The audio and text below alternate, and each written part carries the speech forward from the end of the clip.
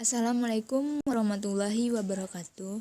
Saya Angrita Kurnia Putri, kelas 1C D3 Teknik Elektronika BP 2001042056. Di sini saya akan menjelaskan tentang syariat pernikahan dalam Islam. Pengertian pernikahan. Pernikahan atau munahakat artinya dalam bahasa adalah terkumpul dan menyatu. Menurut istilah lain juga dapat berarti akad nikah atau ijab kabul yang menghalalkan pergaulan antara laki-laki dan perempuan yang bukan muhrim sehingga menimbulkan hak dan kewajiban di antaranya keduanya yang diucapkan oleh kata-kata sesuai peraturan yang diwajibkan oleh Islam. Hukum pernikahan. Hukum pernikahan adalah mubah yang artinya boleh dikerjakan dan boleh tidak.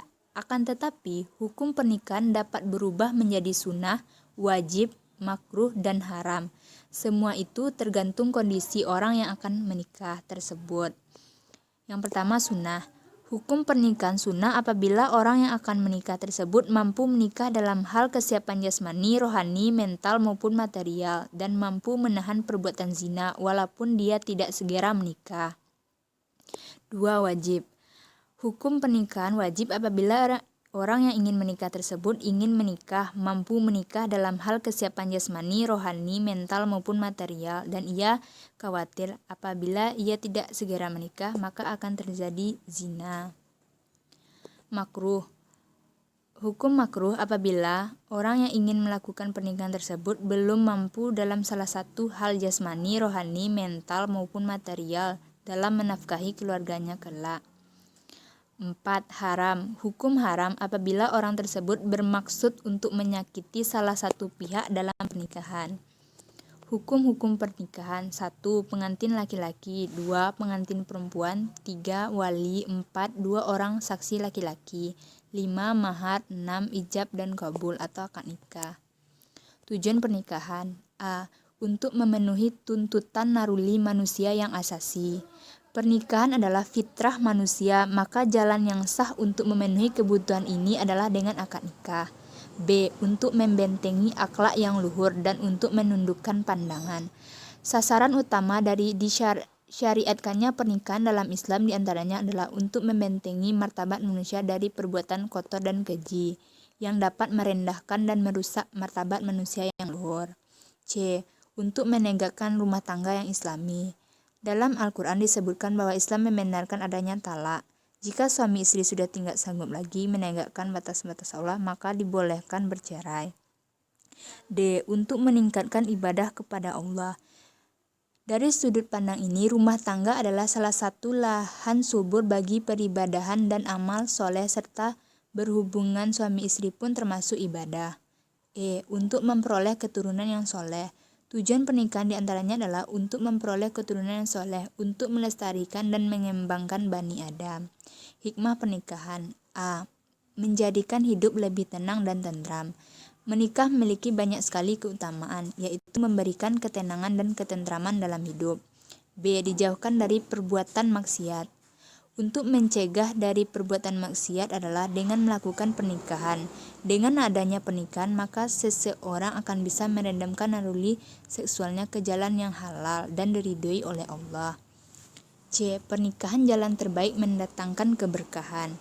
Pernikahan mendatangkan keberkahan karena sang suami akan bekerja lebih giat lagi untuk mencari nafkah yang halal untuk keluarganya. Penyebab putusnya pernikahan. Talak atau perceraian. Di dalam Islam, perceraian merupakan sesuatu yang tidak disukai oleh Islam, tetapi dibolehkan dengan alasan dan sebab-sebab tertentu. Talak menurut bahasa bermaksud melepaskan ikatan dan menurut syarat, talak bermaksud melepaskan ikatan perkawinan dengan lafal talak dan seumpamanya. Talak merupakan perkara yang dibenci oleh Allah SWT tetapi dibenarkan. Jenis-jenis talak. Talak raj'i. Suami melafazkan talak 1 atau talak 2 kepada istrinya. Suami boleh merujuk kembali istrinya ketika masih dalam iddah. Talak bain. Suami melafazkan talak 3 atau melafazkan talak yang ketiga kepada istrinya. Istrinya tidak boleh dirujuk kembali.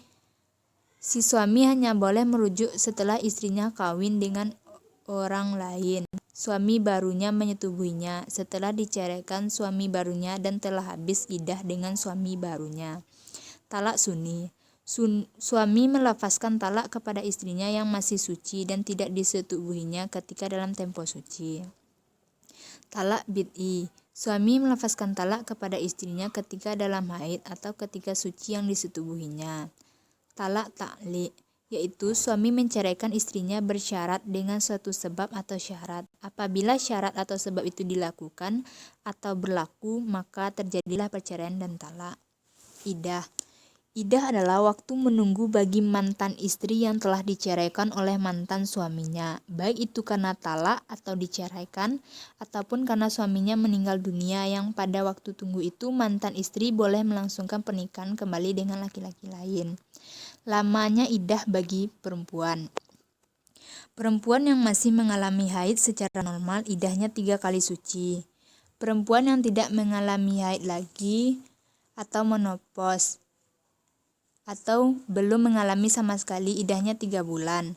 Perempuan yang tinggal mati oleh suaminya iddahnya 4 bulan 10 hari. Perempuan yang sedang hamil iddahnya sampai melahirkan. Hak dan kewajiban suami istri. Hak bersama suami istri. Yang pertama, suami istri hendaknya saling menumbuhkan suasana mawaddah dan rahmah. 2. Hendaknya saling mempercayai dan memahami sifat masing-masing pasangan. 3. Hendaknya menghiasi dengan pergaulan yang harmonis. 4. Hendaknya saling menasehati dalam kebaikan. Hak dan kewajiban suami kepada istri. Yang pertama, suami hendaknya menyadari bahwa istri adalah suatu ujian dalam menjalankan agama. Hendaknya senantiasa berdoa kepada Allah, meminta istri yang solehah. Hendaknya menggauli istrinya dengan baik, berlaku adil jika beristri lebih dari 1. Suami tidak boleh kikir dalam menafkahkan hartanya untuk istri dan anaknya. Suami dilarang berlaku kasar kepada istrinya. Hak dan kewajiban istri kepada suami. Hendaknya istri menyadari dan menerima dengan ikhlas bahwa kaum laki-laki adalah pemimpin kaum wanita. Hendaknya istri menyadari bahwa hak suami setingkat lebih tinggi daripada istri. Istri wajib mentaati suaminya selama bukan kemaksiatan. Istri hendaknya selalu memenuhi hajat biologis suaminya walaupun sedang dalam kesibukan. Demikian materi yang dapat saya sampaikan. Assalamualaikum warahmatullahi wabarakatuh.